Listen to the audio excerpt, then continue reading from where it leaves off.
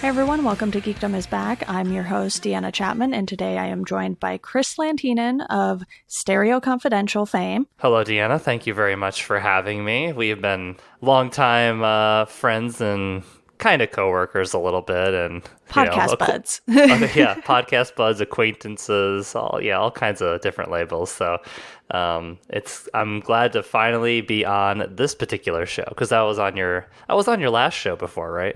Misaligned. Yes, at some point. I don't remember when. Everything blurs together. I don't either, but I've never been on this show, and I've always liked it. And a couple weeks ago, we, decided to do it and eventually settled on this topic. So I'm excited. Me too. We're talking about our mid-year movie lists, and, I've done the last 2 years of movies with Mitchell McDonald. So if you haven't checked out our 2017 and 2018 in film episodes, I'll link to those here. But, mid-year lists are kind of important too, because it really just gives you an idea of where things were at the beginning of the year and sort of what's coming next. And I think, there are still quite a few big movies coming out. It's only really the start of the summer movie season here. Mm-hmm. Well, we've already got a bunch of summer bummers out of the way. It seems like the summer movie season has been, I don't want to use the word depressing, but it seems like a lot of the film critics that I follow are just generally sad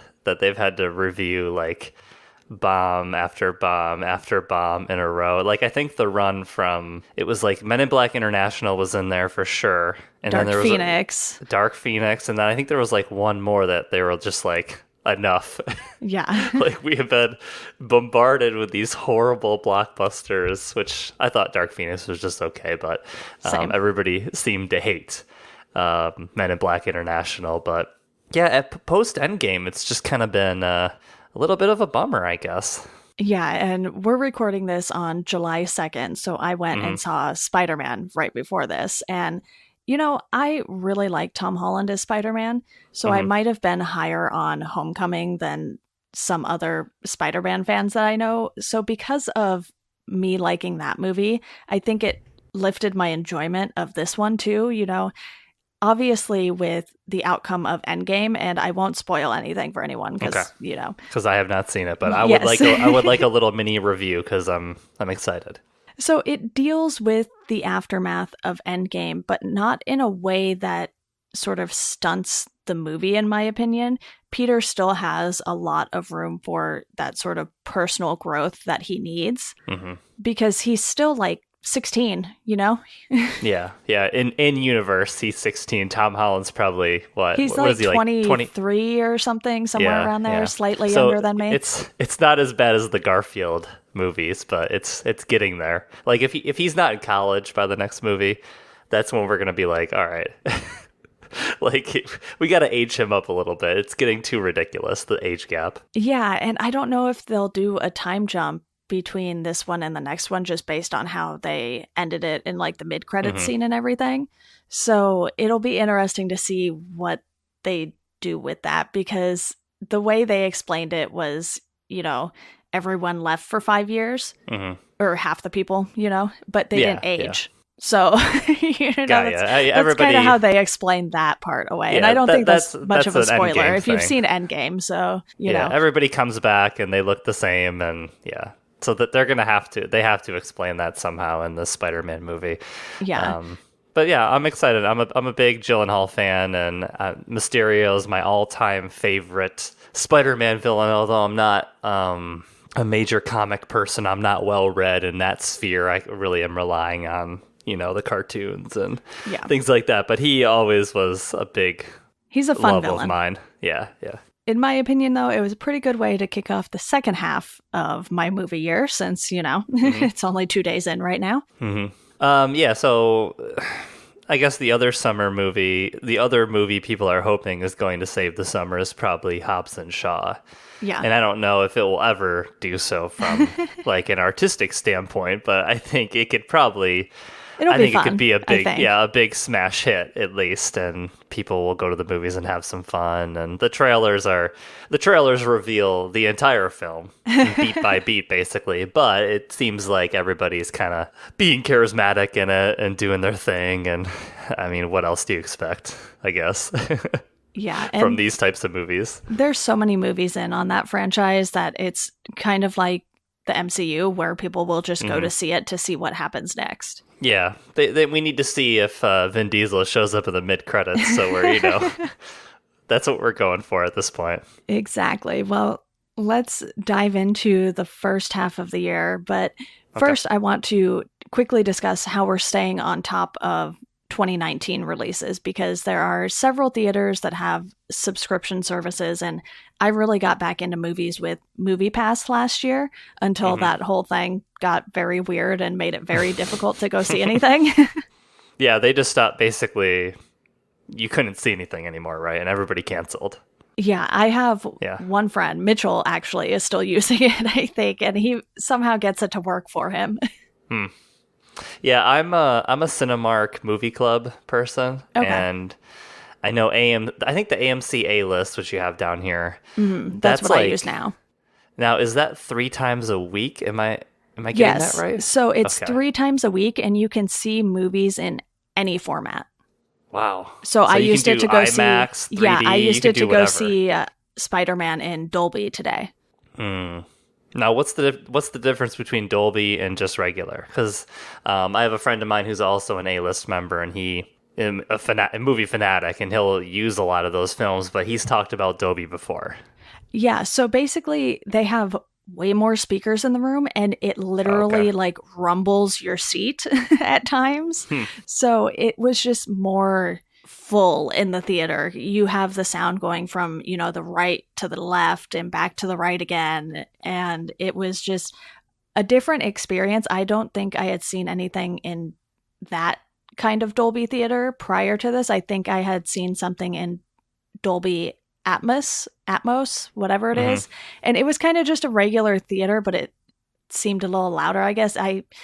It was when I went to go see Winchester with my mom and my cousin like last year, I believe. And A natural Dolby movie, yeah, yeah. Winchester.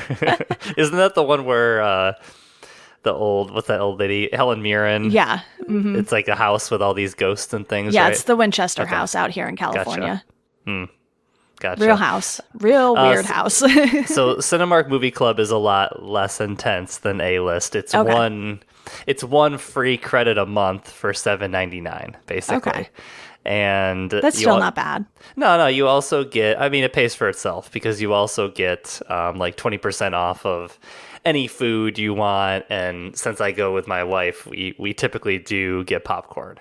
So, like the savings that we've made off of it, we've made money. I think. I don't know. Maybe it just makes us buy more food because we think we're making money. But I would say we've made money off of doing the membership. So I'm totally happy with it. And like you get points, so you get like 10 points every time you buy a ticket or whatever, and Yeah. at 150 points you can buy another credit. So I mean, I think it does eventually pay for itself above and beyond. I don't know if they'll ever unveil like a A-list type program, kind of like a movie club plus, but yeah, it's pretty light comparatively, I think. Yeah. A-list has a lot going on because you can go in any format and then you also earn points every time you even just pay for your $20 a month subscription.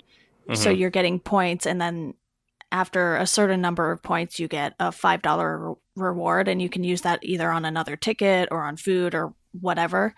Hmm. So I try to go see at least 3 movies a month to kind of pay for that $20. And, if you Right, go right. see something in IMAX or Dolby in the middle of the day, it's already almost $20. So it's like kind of a no brainer to have it. And I had never seen a movie in IMAX either before this because I was like, I'm not going to pay like $18 to go see this movie Hmm.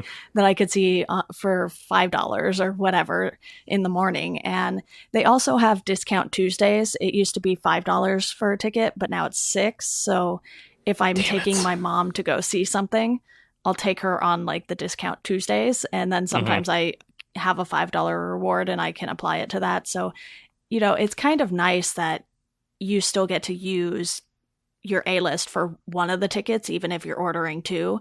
And then they just do, like the $6 because I just took her to see Toy Story 4 with me.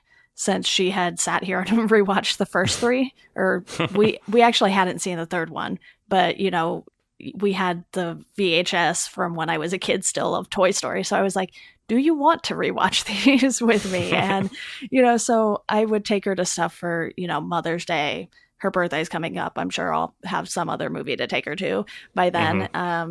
And it's just nice to have that flexibility to use your A-list and not necessarily get dinged for buying an extra ticket. They just tack it on and yours is free, basically. Yeah, I think my last note on Cinemark, I don't know if they do this everywhere, but I know in Erie they do some like summer promotion, at least at I think it's the beginning of the summer, where it's just kind of like $6 tickets in all kinds of different scenarios. So it's not just on Tuesday. I think it's just like 20% off regular ticket price for a while. Okay. And it may not apply to say like Endgame or something, but they do give some sale at the beginning of the summer. So yeah, it is. I mean, I don't really like Cinemark because it has all of the symptoms of your traditional multiplex, in that they show 20 previews and then like a couple more like stupid things. And so you're there for 20 minutes before the movie even starts. Yeah, I've learned to time some of the other bad things that multiplexes do, but Erie's kind of like a one theater town, right? Like a one traditional theater. We have other movie series type of things, but yeah, we got the one. It's a lot different than Los Angeles, I would probably say. Yeah. I mean, I'm down in Orange County, but it's kind of the same thing. Yeah. Like there's a Regal around the corner from me, but because they don't have their own program like A-List, I drive like 2 miles further to go to the AMC, so they're pretty close. Now, I don't know your distance, but have you ever made the trek to the Tarantino, the New Beverly out there? I have not. I'm okay. Like on a good day, I would say I'm an hour from LA. Okay, gotcha. And there are very few good days. I didn't know the distance. Yeah, no, it's totally fine. Yeah, I'm actually coming to LA at the end of the month, and it's the same time period that Once Upon a Time in Hollywood is opening up, and perfect opportunity. Perfect opportunity to go to the theater, and I'm going to be seeing Michael S. Conwellis, who hosts Stereo Confidential with me. So, yeah, it'll be fun. Yeah, always good to go out and see a movie at different theaters if you can too, just to like see what the experiences are like. I know in LA there's what they call a 4DX theater, and they will literally like make it snow in the theater and stuff like that. I've heard of this. Yeah, they'll spray you with water and stuff like that. Yeah, I'm not into that. I'm not into that either, but some people swear by that movie experience, and I'm like, you know what? No. I just want to relax. I want to relax, I don't, even when because they'll do I guess it's it's like the 3DX, right? Where the chairs move and stuff. Yeah. And they'll do that, but like a couple rows away from you. And when it rumbles, you can still feel it. Yeah. Like you can kind of get that rumble, but I'm just more annoyed by that than anything. I'm like, okay, we get it. Like, yeah, you can stop now. It's too much. The movie should be stimulating without all that stuff, but whatever. Right. Well, let's go ahead and dive into what some of our favorite movies of the year have been so far. Like you said, since Endgame, it's kind of been a little iffy. I would say the movie I've liked the most, not counting Spider-Man since that's second half, but the movie that I've liked the most since Endgame, probably Toy Story 4 and then Booksmart and John Wick. I think those were sort of the ones after Endgame that I was excited to go see, and I just really enjoyed going to see them. I had Booksmart number 1.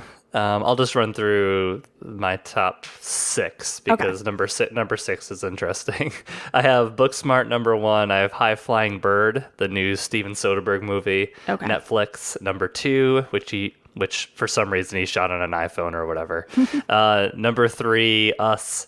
Number 4, I did have Endgame, although it does feel more like a celebration of Marvel than like an actual movie at times. But whatever, it was fun. Number 5, John Wick 3. And then number 6, I actually watched this last week, but I really loved it. The new Harmony Korine movie, The Beach Bum. Was thoroughly enjoyable and everything I expected it to be in terms of having basically no plot. A series of comedic anecdotes, basically. And very enjoyable within that structure, I would say. It probably won't. I mean, it's not going to get any like end of year attention, but McConaughey is really just giving everything he has of kind of the hippy dippy side of his personality Okay. to this role, and that I enjoy that because when he goes serious, I'm kind of iffy on his more serious side, but whenever he seems to be having fun within a role, I dig that. So, well, True Detective, I also like that, but that's Yeah. almost, he's so serious that it borders on parody. So I Right. guess if he's super serious or loose, I like him in those modes. It's the in between that bugs me. Yeah. But so you have not seen High Flying Bird? I have not, and I did not Okay. see the Beach Bum movie either. So those are two on your list that I've heard quite a bit about. It's just one Yeah. of those things like Netflix movies, especially. I just don't get to them as quickly as I typically intend to. I think I have maybe 3 or 4 movies I've seen all year that were Netflix movies, and there are Hmm. way more that came out than that. I think The Perfectionist is another one recently that a lot of people were talking about for good or bad. Yeah, that's Allison Williams, right? Yeah. Yeah, yeah. I think you'd like High Flying Bird. I mean, it's a basketball movie first and foremost, and I know you're a basketball fan. Yes, that It I am. is. It is about. Well, weirdly, I should say that it has like interstitials featuring NBA players like Karl Anthony Towns. I think Donovan Mitchell is in Okay. there. Karl Anthony Towns is the one I remember because he just kind of stood out as like, why is Karl Anthony Towns in the Steven Soderbergh movie? But anyways, so they have these interstitials of NBA players, but the main story is it's during a strike, and this agent is basically guiding his young kind of phenom type player through the strike, and he's playing for he's going to be playing for what's basically the New York Knicks.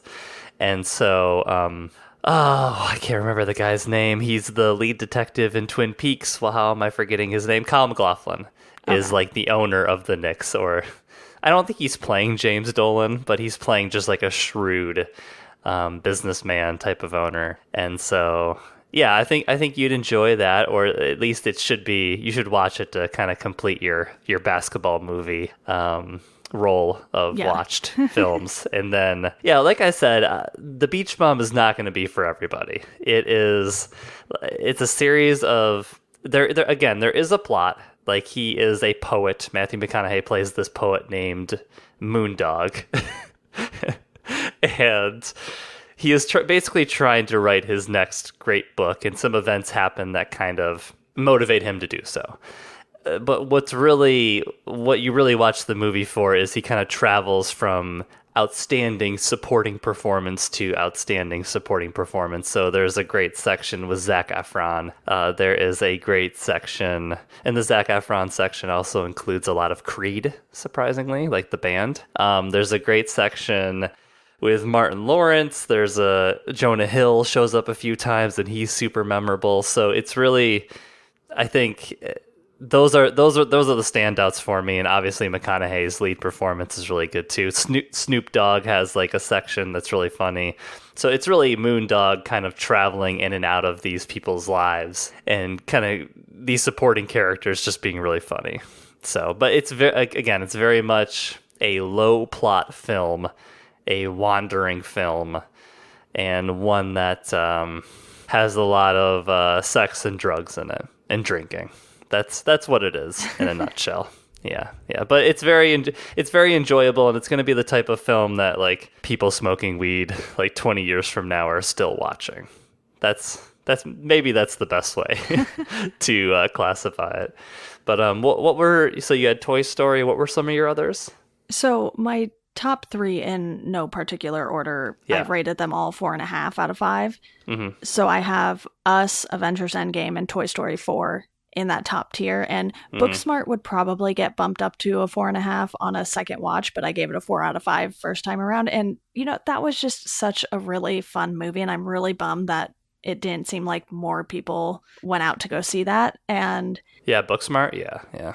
I feel like sometimes it's just the smaller movies that really take me by surprise. It's kind of like how I felt when I watched Lady Bird and Love, Simon.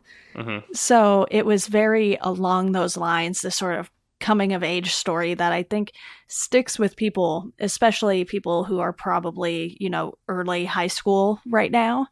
And I just find those movies so interesting because they used to be so extremely popular. If you look back to movies like Stand By Me, people still talk about those today. And I'm one of those people because I host a Stephen King podcast. So it was inevitable that I would talk about that movie at some point. But, it's just that kind of movie can really stick with someone of a certain age and sort of just grow with them. Kind of like, I think what the Harry Potter movies were for me, just because of being close in age to the people portraying those characters and Mm-hmm. just growing, especially with that as a franchise, growing with those characters over the years, And while I don't think we'll be getting a Booksmart 2 or anything Damn like it. that, I wish. it is something that just made me remember that feeling like, oh, yes, here are relatable people. And it just felt so nice to watch something like that that wasn't a superhero movie. And don't get me wrong, I love my superhero movies too. Yeah, Booksmart is one of those movies that we may look back on in like 10 years and say, okay, everybody in this movie ended up being big.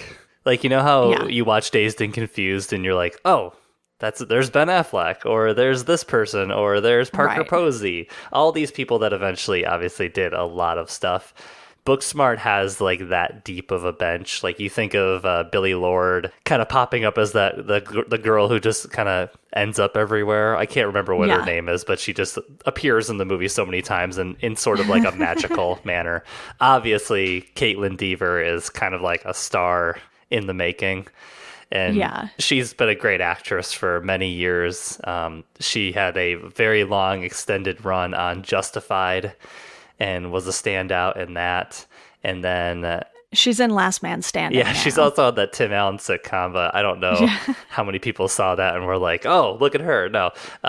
Justified, she really stands out in at quite a young age. And she seems like somebody that Marvel's going to pluck for something, at some point. I wouldn't surprise me. I would not be surprised. And Beanie Feldstein is obviously already on her way and probably needs another breakout role, but she's basically there. I mean, I just think that this is going to be one of those movies that, again, people watch and are like, God, that person's here in like a 5-minute role, or that person's in it, or, I don't know what kind of directing career Olivia Wilde's going to have, if this is going to be kind of her best movie, or if she's going to, turn into kind of a more journeyman director after this. But it's such an impressive debut, both in the character work and just in kind of the visual flair she brings to it. Like there's just some shots that really shocked me, I guess. Like the shot at the pizza shop, which is a pretty, it's not a super complicated shot, but it just showed a visual flair that I wasn't prepared for. Or like, the underwater shot set to Perfume Genius. There's just so many good moments in that movie. And there's a couple possible stars. I mean, even the kid that throws the party for himself. It seems like he's going to pop in something in the next 5 years or so. So it'll be fun to follow that movie's legacy and see if it's like I think classic. Superbad kind of had a similar thing where they did, the cops obviously were people that were already, main individuals, but obviously Jonah Hill burst out from that. And I admittedly have not seen that movie in full. And really? Yeah. I think I just typically don't watch comedies. I watch a lot more like action, drama, thriller, horror kind of stuff. So comedies are more likely to slide by me. And I've been trying to get better at that, because movies like Booksmart, I do really, really enjoy, even though, there's some serious aspects to Booksmart. And as people who have both graduated from high school at one point, I think there's a lot that really resonates in that movie. And it was just something that, yes, it's really a comedy at heart, but it still gets this important message across. Superbad already is in a little bit of danger with some of the jokes. I think like some of the use of probably didn't age as well as they thought it might. like the F word and not fuck like the other one is certainly present. And yeah, so I think it's pretty close to being one of those films that you watch and cringe at already. Right. But at the same time, there is an emotional backbone to Superbad that's really admirable. If you can forgive some of those jokes, there is an emotional thread in Superbad that's really admirable and well constructed and deals with friendship in much of the same way that Booksmart does. And it's kind of funny that Beanie Feldstein is in Booksmart and is Jonah Hill's sister. Yeah. And it's kind of like this. It feels like the spiritual sequel to Superbad, and it feels like a movie that understands the social climate a tad better than Superbad did. But also, that movie came out when times were a little different, so some things that were allowed then wouldn't be allowed now for obvious and good reasons. But yeah, it feels like a spiritual sequel and something that has more of an eye towards social issues, I guess would be a good way of putting it. But yeah, I would watch Superbad just for reference. Just for that connection alone, because they are very similar movies. Like it's a movie about getting to a party and about friendship and about kind of the last days of school. It has a lot in common. Yeah, from just like a core plot standpoint. I would also say that Booksmart was probably the surprise of the year for me with how much I enjoyed it. I saw the previews for it and I was like, okay, I was familiar with Caitlin Dever because my parents have watched Last Man Standing, and I've caught some of the episodes in passing. It's not like I'm sitting there actively watching a Tim Allen show right. right now. And she is pretty funny in that. So when I saw that she was in this, I was like, okay, and that Olivia Wilde was directing, it just sort of made me decide to go see it based on those two things. And I don't even know if Billie Lourd was in the preview material all that much, but she's been I don't think so. A great addition in like some of the American Horror Story seasons. So I was like, okay. Is she Carrie Fisher's daughter? Yes.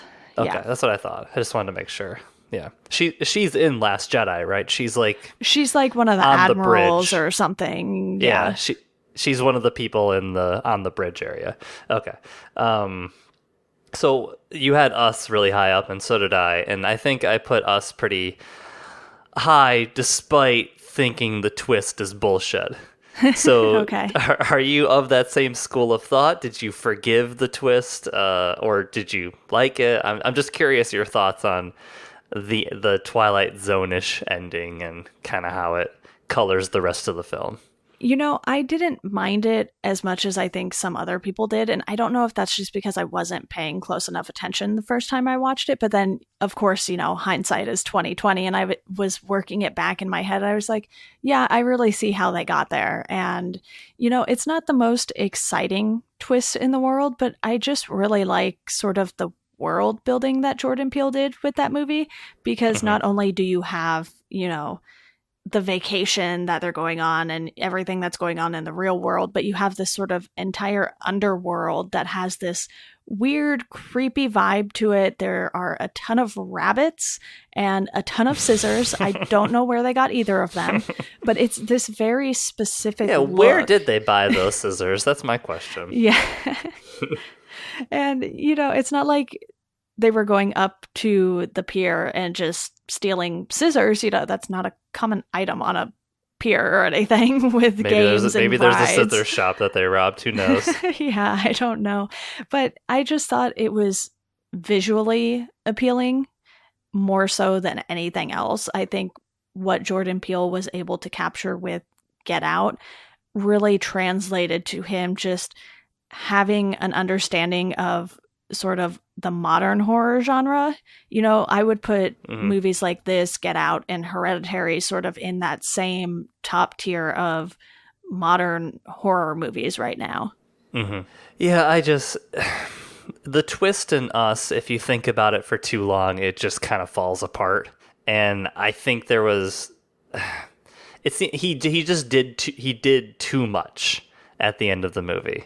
Right. Okay. He, to me at least, the world underneath was like too expansive, I suppose. I think the twist should have been more abstract or theoretical. I'm trying to think of the right word. It's too practical in the Okay. world. You know what I mean? Like the underground society, if we're just spoiling it, is too it's too practical. Like it has like a flow. It seems like they're mimicking the movements of the people upwards.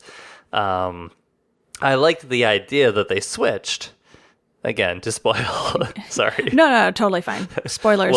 Spoilers. We'll have to put a spoiler warning on the episode. I enjoy the idea that they switched, but I didn't think it needed to be as expansive as it was. The idea, I suppose. I guess that's as far as I'll go. But every time I've thought about the movie, it kind of like it falls apart a little bit for me. But I think the performances are so strong. Yeah. And like the first 3/4 of the film are so just energizing and dreadful and cool and like everything about that. And just the general conceit of the family showing up at the house is so thrilling that I guess I tend to forgive everything that happens in like the last 10 minutes. So I guess that's what I'll say. Yeah. I think it's easier to forgive because it's only in the last 10 minutes. If they were sort of doing that the entire time, you'd be like, okay, well, this isn't quite as exciting of a movie. But yeah, I'm glad you brought up the performances because I really hope Lupita gets more leading roles like this. Not necessarily in the horror genre, but just because I thought she was so good playing these two characters, one that was taken at such a young age that she knows how to speak when everyone else doesn't. So she's kind of a loner in that sense as Red, because everyone else just makes noise and she's the only one who can sort of think for herself. And then she adapted as a girl too after the switch and is able to be extremely articulate when she wants to be, but still sort of has this loner vibe to her, even though she has a family. Yeah, she plays it. I think it would be a movie that played really well on a rewatch, simply because you'd be able to watch her performance and really focus in on, like the things you're talking about. The fact that she is a loner, which kind of has a reason in your original viewing, but obviously takes on a whole different meaning the second time around. Like Get Out's the superior movie. Yeah. But I think Us is anchored by the better performance. Like it's going to be a classic horror performance, up there with, God, now I've gotten myself in a pickle. Now I have to like name great horror performances, but like, Tim Curry as Pennywise, or is it Mia Farrow in Rosemary's Baby, right? I think so, yeah. Yeah. So just kind of, it's going to go in that canon of great horror performances. And I think I'll take that with like the iffy ending. Like if that's what we get out of Us is like she gets an Oscar nomination and we get a great horror performance, then that's totally cool with me. Like if that's what it ends up being. Yeah. And they got Tim Heidecker in a horror movie, which is great. So he plays Elizabeth Moss's husband, kind of like the big Ophi guy.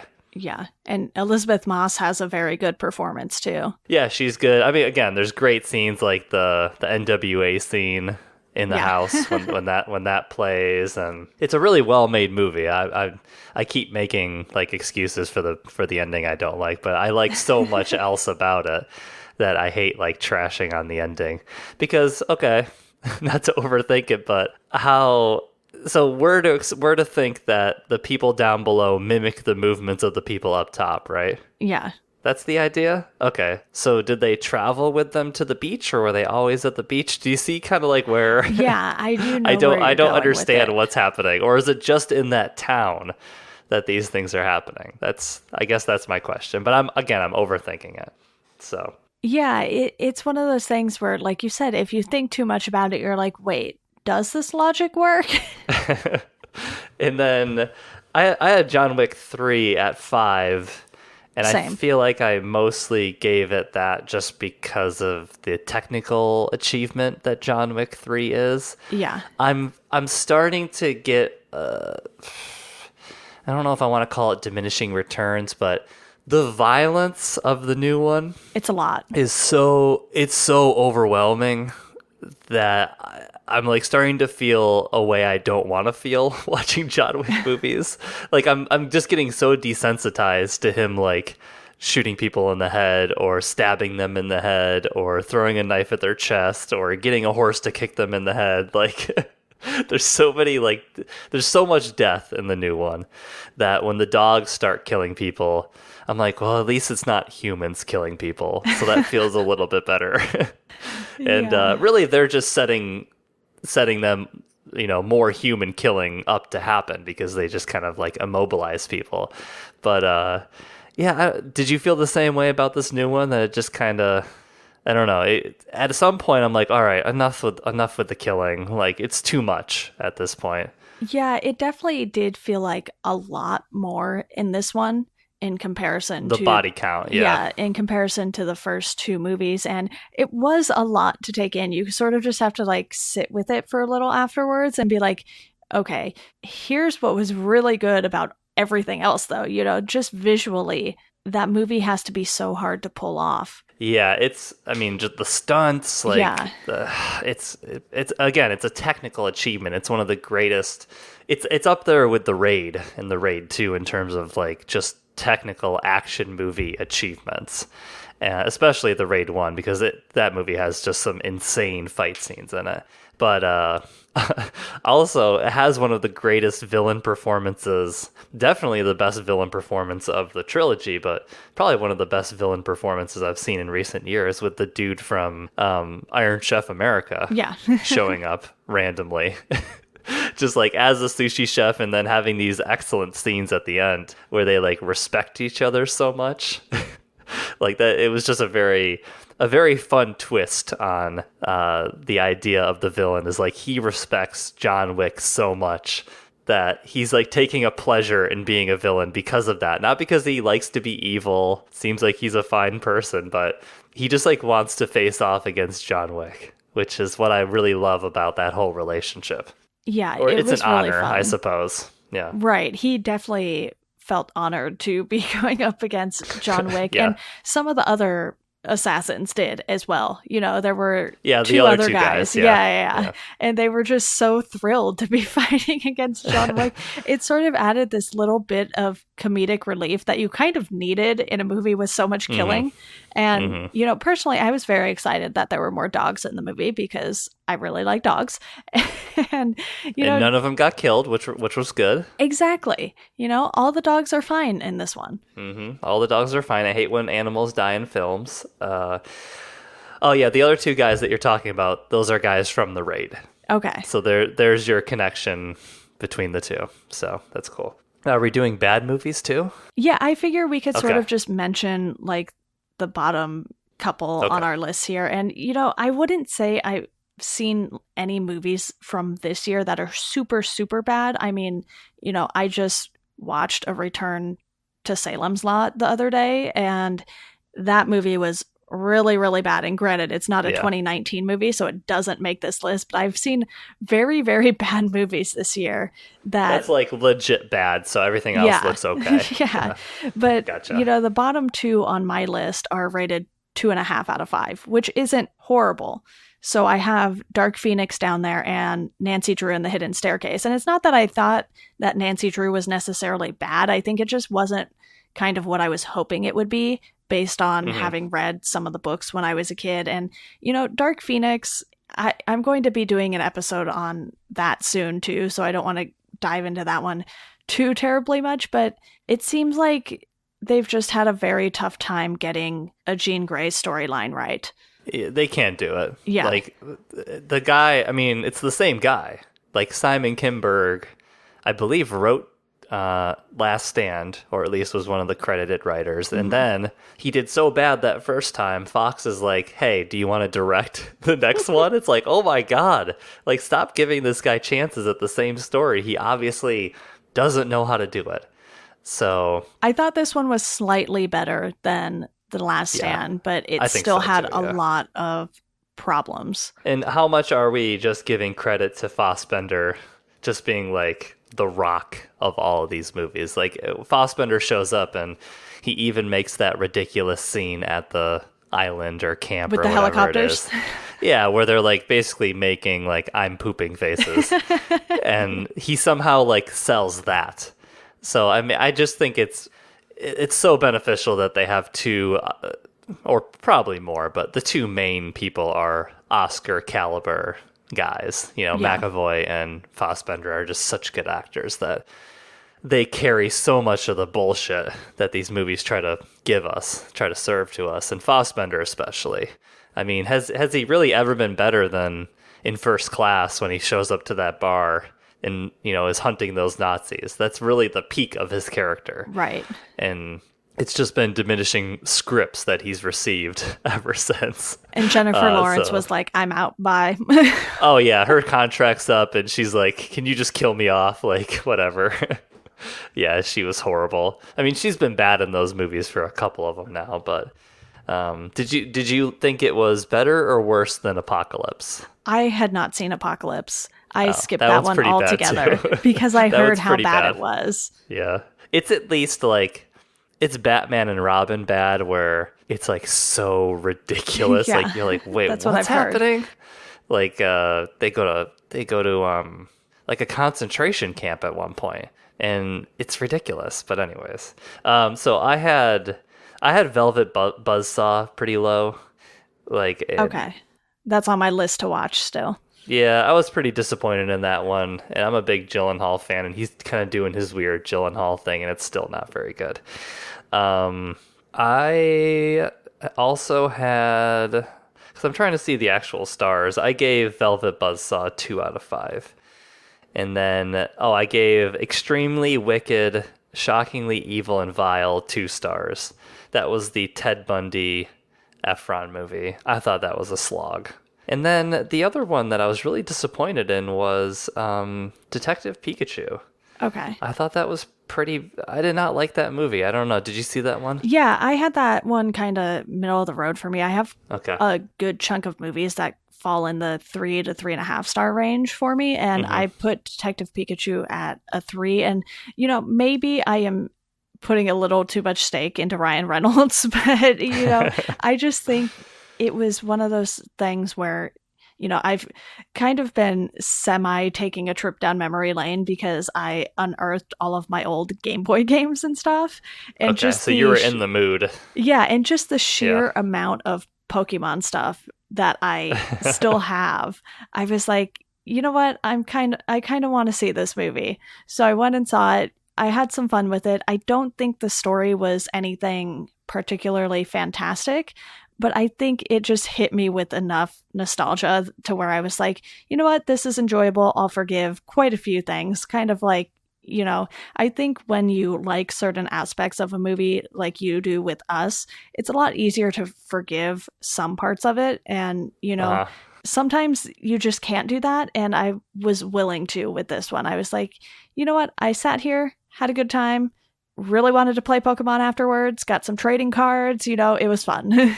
Yeah. I mean, I think I probably would have liked it even less, but Psyduck gives it like a whole star, so that's what I'll say about that movie. I love Psyduck. He's a journalist partner, and he's really angsty and nervous, and that's like a great display of journalism. So in the present day. I'm just looking over my list here. Probably the only other one I would throw out there is Letterboxd did let you log the Lonely Island Bash Brothers thing, which I really loved. So that's in there. And I'd probably say another one I was disappointed by was Captain Marvel. Wasn't a huge fan of that, but that's okay. It was just middle of the road Marvel, and Endgame was a lot better, so I forgave it. So Captain Marvel was one of those where I knew going into it that it was going to set up not only Captain Marvel's appearance in Endgame, but also some future things for the MCU, just because of the direction it seems like they want to go in. Obviously, nothing's official by the time some of you are listening to this. It will be San Diego Comic-Con, though, so who knows what new information we will have. So yeah, are they doing a panel this year, Marvel? I feel like Marvel has to be doing something just because, Spider-Man is out now. And I don't know if you can have a movie in theaters and ignore San Diego Comic-Con at the same time. Well, they seem to save everything for Disney. The D23. Yeah, it seems like they just save everything. Like, it used to be that Hall H was like, every year we would get like a cool So advanced much stuff too. trailer, like movie announcements. That's where they started. I mean, that's where they announced like the first phase of the MCU when Edgar Wright was still directing Ant-Man, and that was still part of Phase 1. So it is kind of disappointing that they've kind of abandoned that, but Comic-Con also seems like a nightmare, so what do I know? So it seems like a really like stressful experience. So maybe they're just like, forget it. We'll be fine without it. So Yeah, there's so much going on with Marvel still. I'm just kind of like, okay, what exactly did these Spider-Man post-credits mean and that sort of thing. And yeah, I think we're about to get a new wave of movie announcements. Black Widow and Doctor Strange 2, I believe, is like shooting this fall, so it's coming. Finally. Yeah, there will be announcements and everything on that, and obviously Spider-Man just dropped. So like we're getting into that next phase of stuff from them. Yeah, it'll be interesting to see what happens with that. But, we've clearly had a lot of movies that we've agreed on, both for favorites and for sort of not so great movies. Mm-hmm. But what sort of determines which movies you're going to see in theaters versus, maybe staying at home, watching something new on Netflix, or just waiting until a movie comes out later to go see it? Are you sort of actively going to the theater like a few times a month, or do you just sort of go when you really feel strongly about seeing a movie? I'll usually let the reviews suss it out, I guess. Like, I mean, me and my wife are Men in Black fans. It's always on cable, so we'll rewatch it. We enjoy it. And once I saw the reviews are bad, I just didn't suggest going to see it. So we were kind of out on that one. I didn't see that either. Yeah, she's much less like, I'll check the Rotten Tomatoes score, although I don't really care about that. I really care more about particular critics that I read, like a David Sims or a David Ehrlich or some people not named David, I'm sure, but those are just the two that popped to my mind. But yeah, I think generally I will check the reviews, and if it's good, I'll push for it, and if it's not, I'll just we'll watch Men in Black International on Prime rental or whatever. We'll watch. I'm trying to think of another one I skipped recently, like Toy Story 4. We don't usually go see the animated movies in theaters. We'll wait. Like we saw Incredibles 2 on Netflix. We'll wait until those things hit streaming and everything. I'm not invested in the animated stuff too much. Although I'll end up enjoying it, but I won't usually carve out time to go see it. Yeah, animated movies are a little iffy for me in theaters too, just because the amount of children going to go see it don't know how to act in a movie theater. Like, we went to see Toy Story 4 and there was a crying child behind us. They weren't crying the entire time. It was like little bursts here and there a few times throughout the movie. And then there was like another one on the opposite side of the theater. But, it's one of those things where I have the flexibility in my schedule to go, at 9 a.m. or whatever. And I know you sometimes have that kind of flexibility, with your breaks from school, I would imagine, and whatnot. Mm-hmm. But yeah. It's nice to be able to do that because then I can sort of control the movie experience a little more. But there are still some things that drive me crazy. Like, I will pick a seat in a theater that only has like 4 seats taken, and someone will still take a seat right next to me. I'm like, what are you doing? I literally canceled my reservation one day and moved my seat 2 seats over because there were 5 people in the theater and someone sat next to me. I was like, are you blind? Yeah. Like, what is going on? My theater doesn't have the reserved the movie seat, reservations. So that's interesting. I actually did it for the very first time. I went to Austin this year, and I did it at the Alamo Draft House. Okay. That was the first time I had ever reserved a seat. But what was I going to say? Oh, you described something earlier about how High Flying Bird had been on Netflix and you hadn't seen it, and I would assume part of it's because, well, it's going to be there. I can watch it later, and I think it's funny because there's movies like Triple Frontier, which seems like a film that's like right up my alley with all these guys that I like, or ironically like for Affleck and somebody like that. If that movie was in the theaters, I probably would have went and seen it. I probably would have made time for it, but since it's on Netflix, it's still, I'll get to it. So I think that just the availability certainly changes some of my priorities, on certain films. Or, recently, like I started paying for Sling. Okay. It was like really the end of the NBA playoffs. I wanted Sling for TNT, and we've just kind of kept it around. But so I've been watching a lot of cable like stuff. So Addams Family is always on. All the Marvel movies, like they hit those super, super hard during the summer because the movies are coming out. So like when Endgame was coming out, they were like on every channel. Right. So you could watch 20 minutes of Civil War, go over to Dark World, which USA plays on like a loop.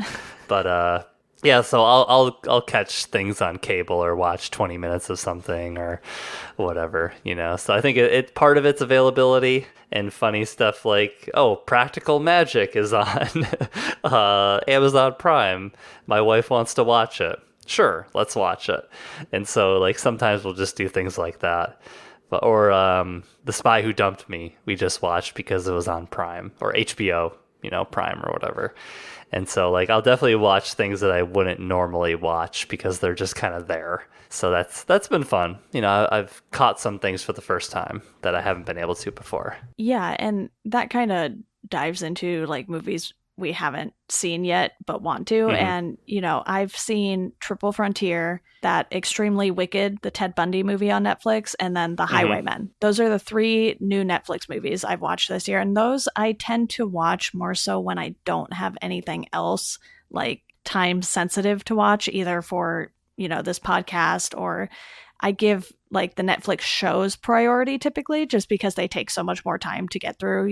Like I watched Jessica Jones and happened to do a podcast on it. So that's kind of why I watched that faster than usual. But I think, again, like you said, it's sort of just the fact that it's always going to be there because it's a Netflix original. It's like, as long as Netflix is around, I have time to watch this. So there's not really that sense of urgency, and you mentioned not seeing Men in Black International. That might be something I end up waiting for because I think it's sort of dwindling in theaters right now, but I do still want to see some things like Annabelle Comes Home, Child's Play, and some other movies that are kind of big movies, but not necessarily huge movies like the Disney movies that are all coming out.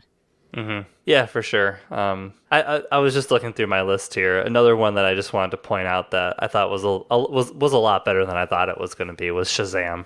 I was very pleasantly surprised, by Shazam, and just kind of the twist at the end of that one was entertaining. So. Yeah, so how we keep track of our movies and rankings is something I like to discuss with people. Typically, if I'm talking about a movie, I'll ask someone what their ranking is at the end of the podcast and everything. And I've really come to love using Letterboxd for this. There is an app called Sofa that I believe Jacob Tender introduced me to, and it sort of takes everything and puts it into one app. So it's kind of like a combination of iShows, Letterboxd, and Goodreads. He sent it to me because he was like, I read so much and I watch so much stuff. He was like, this might be the perfect app for you. And I think because I was already so invested in the other ones, I never really got into it. And I've stuck with Letterboxd for movies, for now at least. I always change my apps up. I'm always trying new things too. So that's the one I use. Yeah, Letterboxd for sure. I really just like the look and the ease of using that one. You just type in the movie or it pops up because everyone else on your friends list is watching it. Well, and I like the list function. Like I have like a need to watch list, and it's basically all the things that, okay, I'm going to put this on there. Hopefully I'll get to it at some point. The other thing I've been doing this year is every movie I watch that's a new 2019 release, I will place into the ranking. So like I don't have to rank something at mid-year because I've been ranking them as I've been going. So that's something that I've done for the first time. And then I've kind of been going back through and just like I started at 2009. I don't know why, but I've been going back through and trying to name like the top 12 movies of every year. Okay. For me. And so I'm going through the 2000s and trying to do like, so yeah, it has like that cool list function, and I'm a Letterboxd person. I love it. I'll keep using it. And Maybe I'll even pay for it someday. Maybe. Same. We'll see. The only list I have is the MCU list from when I was doing all of those podcast episodes, because I was like, okay, I need to remember sort of where this roughly falls. I don't have them ranked. I just sort by, highest rating to lowest rating, and then kind of look at it and go from there, because sometimes I'm like, did I really rate this high, for some of them? And, while I generally love a lot of the MCU movies, there are plenty that are just okay to not good. Yeah, I'm gonna do that list at some point. It's Thor Ragnarok and then a whole bunch of others. So we'll see how the rest of them go. But yeah, that will be a fun list to make at some point.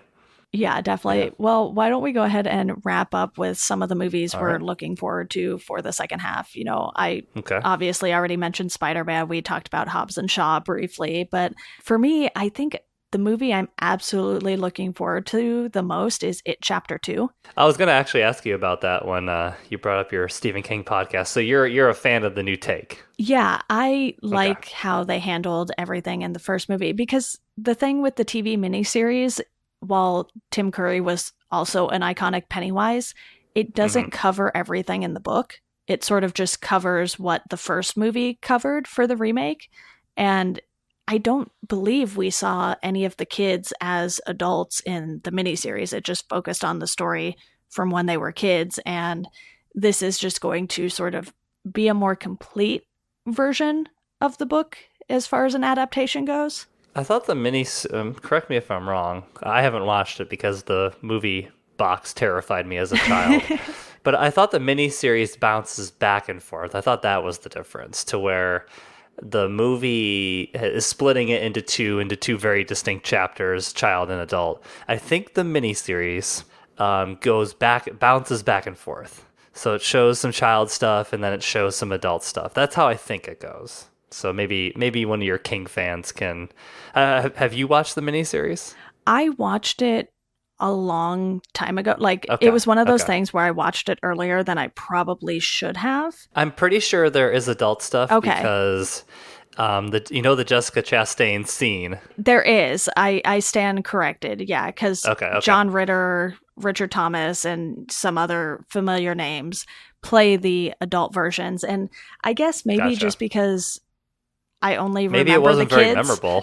Yeah, maybe the part that I vividly remember seeing was from the scenes when they were kids. So I think that stuck with me, because I definitely remember Pennywise coming up in that scene where he pulls Georgie into the sewer. Mm-hmm. That part I vividly remember seeing on the TV screen, and then I think maybe everything else sort of just fell away. But I kind of like how they've updated the Pennywise look. Yeah, I thought it was a great performance. I'm fully on Team Skarsgård. I think he's tremendous in that first movie, and I like how it's more. I really like the new take, if that wasn't clear, but I like how it's more adventure film, than really horror movie. It's more. I wouldn't say it has more in common with Goonies, but it has an adventurous spirit, and there's some horror in there, but it's more like Funhouse type of horror. And that's cool to me because I'm kind of a wuss, and I don't want gore or whatever, It'll definitely be interesting. And, someone's probably yelling at me, firing me from my own Stephen King podcast because I got that mixed up. But I haven't rewatched the miniseries at all. So I was kind of just going maybe you'll have to do an episode on it. Well, yeah, it's 1990, so I'm a few Stephen King years away from it. I'm on 87 stuff right now. So you're doing I didn't know you were doing it by year. Oh yeah, I'm doing it chronologically. So it'll be going until 2021, 2022, just because of how many more upcoming things are happening, because we have It Chapter 2 coming in September. Stephen King has a book coming out in September, and then Dr. Sleep is coming this fall too, which is a continuation of the Shining story. Mm-hmm. So that I am also looking forward to, and it'll be a while before I podcast on those clearly now, but I think, Star Wars, another thing I bet a lot of people are looking forward to. Oh yeah, that's coming out this year. I forgot about that. Wow. they're really pushing those out fast and furious. Like I feel like I'd be more excited if it was a longer gap, but I totally forgot they were making that last one. Yeah. I had Once Upon a Time in Hollywood. I'll just run through mine really quick. Obviously excited about that one. That looks good. Yeah, It Chapter 2. I'm all on board for that. There's a movie called Ad Astra coming out, which is directed by James Gray, who did The Lost City of Zed. Has Brad Pitt. It's a space movie. All ingredients that I'm into. Not Terminator Dark Fate. Sorry, I'm scrolling as I'm looking at these. It's okay. Knives Out. Knives Out was the other big one. The trailer for that actually dropped today. That's the new Rian Johnson movie, director of The Last Jedi, director of Brick, director of all kinds of great movies, Brothers Bloom, and he is doing a mystery movie with like Chris Evans and Daniel Craig and Lakeith Stanfield and Jamie Lee Curtis. It's somebody, Christopher Plummer. It's got a stacked cast, and it's like a mystery murder movie, and it looks awesome. So those are the big ones. I would say I would put Lucy in the Sky as another one that I'm excited about. It's another space movie for some reason, and directed by Noah Hawley. He is the guy that did Legion and the new Fargo series, and this is the story they based it on. And I might have to look up the details of this, but it was a female astronaut who came home from a trip, and I believe, do you remember the story about the female astronaut who drove like cross country and was wearing a diaper? Do you remember this? I'm not familiar with that story. Okay. I'm just looking up Lucy in the Sky diaper. And, okay. So the actress plays a character loosely based on Lisa Nowak, the NASA explorer who made headlines. I got all these pop-ups. Explorer who made headlines in 2007 for allegedly assaulting an Air Force captain and, among other things, allegedly wearing a diaper on her 900-mile revenge journey. So I don't know if it's going to include that part of the story, but that's the story it's based on. So interesting. We'll see. We'll see if there's any diapers in the movie, but those are all mine. Yeah, and obviously there's other stuff that I will probably plan to go see. Like I just saw a preview for The Goldfinch coming out in September, and that looks pretty good just because of who's in that movie. You have Ansel Elgort, you have Sarah Paulson, Nicole Kidman, just so many familiar names and faces. I was like, you know what? I haven't read the book, but I will probably go see that. Yeah, I think I saw the trailer for that one. That was like a big book at some point, right? Yeah. Yeah, got it. And then, Joker's coming out later this year too, but eh. Yeah, I've heard some things about that one, huh? It's like, it looks like it would be interesting just because it's Joaquin Phoenix and he's been doing some weird and yet interesting things, and as always. But then at the same time, it's like, did we need a Joker movie? No. The answer you're looking for is no. We did not. And it's also directed by the guy that did The Hangover, so I'm gonna do a hard pass on that. Yeah, I'll probably go see it just because I have A-list and it offers me the flexibility to go see like 12 movies a month if I want to. Maybe they'll put it in 4DX and make the trip up to LA. Pump in some cigarette smoke and other things that will surely be in this dark and gritty take. Yeah. So it'll be interesting to see where things go with DC though, because the Joker movie will obviously be a stark difference from Shazam. And then the vibe of Wonder Woman 1984 just looks totally different than everything else they've done. So, I think... Well, they're just kind of letting directors do what they want, right? Yeah, I mean, they're not trying to link things anymore. They're like, let's just make some good movies and then we'll worry about all that other stuff later. I think that's the right move for them at this point, though. Even Yes. if people aren't thrilled with the Joker movie, I do like that it seems like they're taking more chances on some of these characters. So I think 2020 and 2021 have a lot more DC movies that I'm looking forward to, like Wonder Woman, Birds of Prey, the Harley Quinn stuff that they're doing. And they've been doing some interesting things with DC Universe as far as the shows go lately. And I don't know. I just really want to like the DC movies again. The Joker, also starring Robert De Niro and Mark Maron. So we'll see how that goes. We'll see if De Niro is asleep in this performance. Yeah, all the white dudes. And the lead from, not Donald Glover, but the female lead from Atlanta, Zazie Beetz? Yeah, she's in it too. Okay, well, if she's in it, I will probably go see it. Well, Chris, I think that wraps things up. It's definitely been a lot of fun talking movies with you. I know Same. We will definitely have to have you back on the podcast. It took way too long. This is going to be episode 140 something.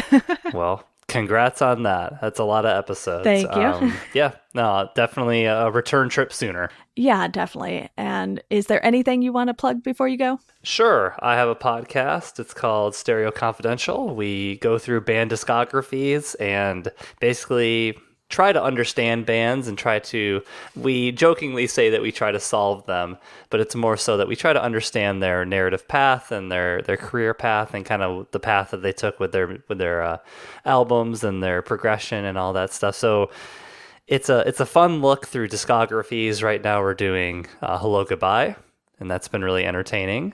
We've done Copeland.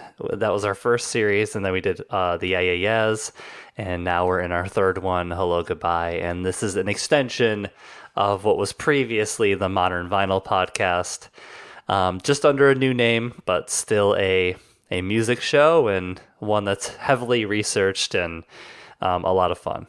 Yes, and I would like to thank you for being the first Patreon supporter for both of my podcasts. I've failed miserably about getting that in a podcast here lately.